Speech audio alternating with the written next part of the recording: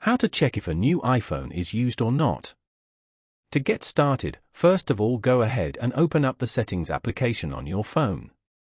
Once you're here, scroll down and tap on Battery. You will then be taken to the Battery Settings page. Now, scroll down and go to Battery Health as shown. This section displays information about your battery's capacity and peak performance capability, and it will indicate if your battery needs to be serviced.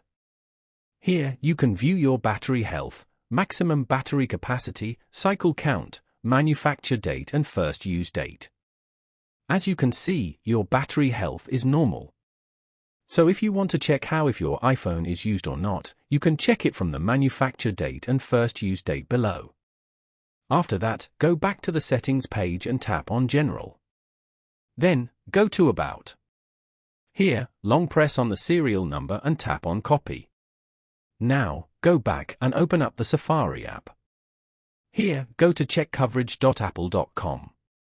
Once you're here, scroll down and paste the serial number you just copied in the text bar. Then, tap on Submit below. You can view the coverage information over here as well as the purchase date. Following these steps, you can easily check if a new iPhone is used or not.